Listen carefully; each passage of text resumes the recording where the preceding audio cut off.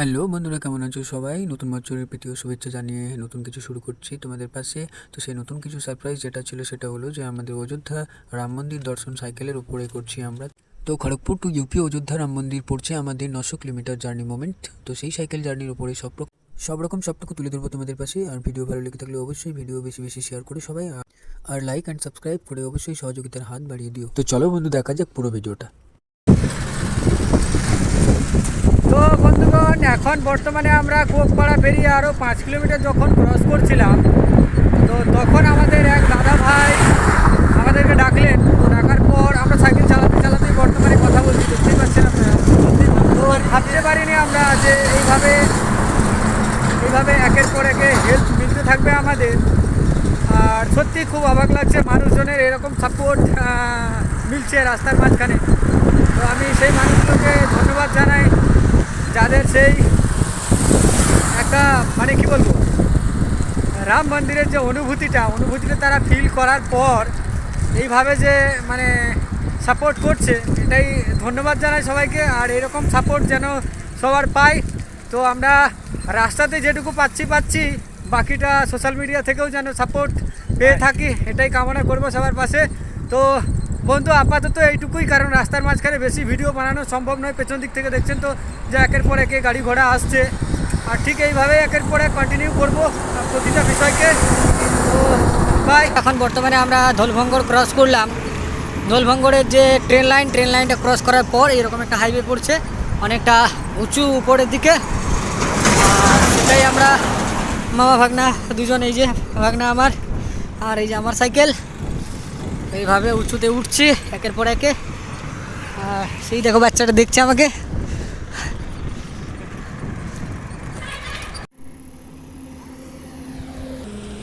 তো বন্ধুগণ, অনেকটা আসার পর আরও একটা নতুন জিনিস তোমাদের সামনে তুলে ধরবো। আর আমরা ঘাটশিলা পেরোনোর পরেই ঠিক একটা পাহাড়ের মাঝখান দিয়ে বেরোচ্ছি, তো সেটাই আমি তোমাদেরকে দেখাই। তো আমার পেছন দিকটায় প্রায় এই দিকটা পাহাড়টা পড়ছে, ছোটোখাটো পাহাড় একটা দেখাচ্ছি আমি। আর সামনের দিকটা অনেক উঁচু রাস্তায় উঠতে হবে। সেই যে আমার সাথে ভাগনা যাচ্ছে, ওর মাথার ওপরে এতটা উঁচু উঠতে হবে। লাইটটি একটা হয়তো দেখা যাচ্ছে গাড়ির, হ্যাঁ দেখা যাচ্ছে না।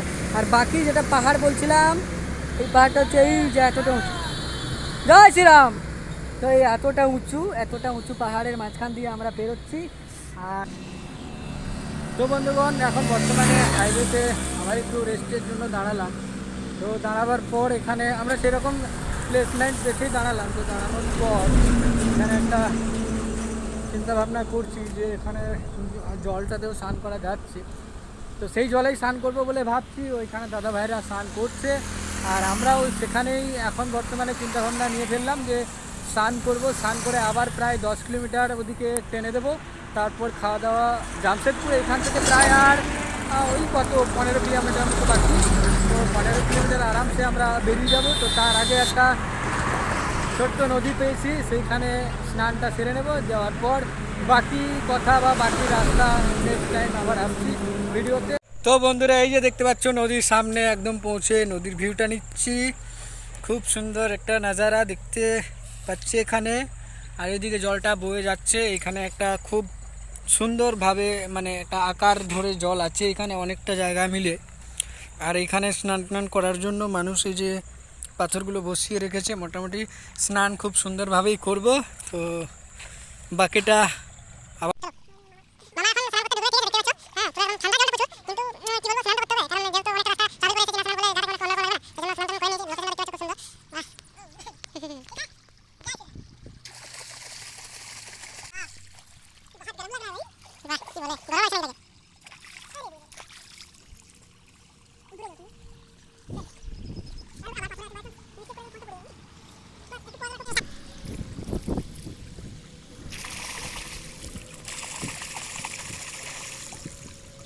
বর্তমানে স্নান কমপ্লিট করে আমরা আবার বেরোচ্ছি।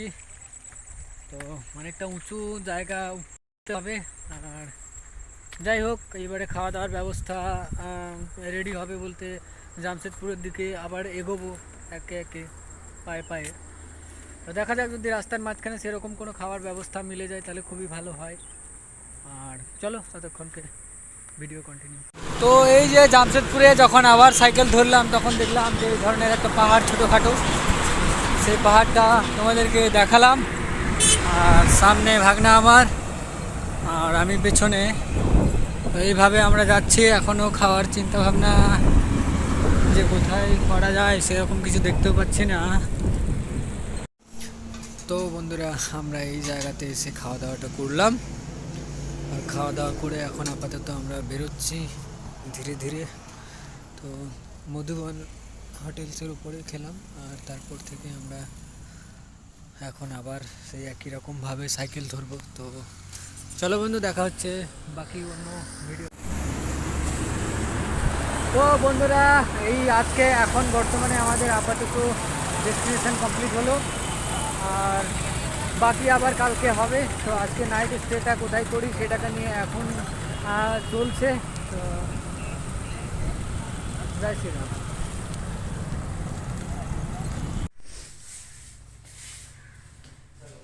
তো আমরা বর্তমানে জামশেদপুরে কাল এসে এইখানে এই রুমে হল্ট করেছিলাম, নাইট স্টেটা এখানেই করলাম। আর আমাদের বেডরুম ছিল এইখানে, বেডরুমে গিয়ে পেছন দিকে দেখতে পাচ্ছে এসি বেসি অল এ টু জেড সব রকম ব্যবস্থা ছিল, সেটা এক আত্মীয়তার মাঝখান থেকে হয়েছিল। তো যাই হোক, আর বিশেষ কিছু বলছি না। আবার মর্নিংয়ে আজকে বেরোচ্ছি এখন। তো বেরোনোর আগে আমি একটু শ্যুট নিয়ে নিলাম, কারণ এটাও তো দেখানো দরকার কোথায় থাকছি না থাকছি, সেটা নিয়ে একটা বিষয় আছে। যাই হোক বন্ধু, দেখা হচ্ছে আরও বিভিন্ন রাস্তা রিভিলের মাঝখানে। তো চলো, জয় শ্রীরাম।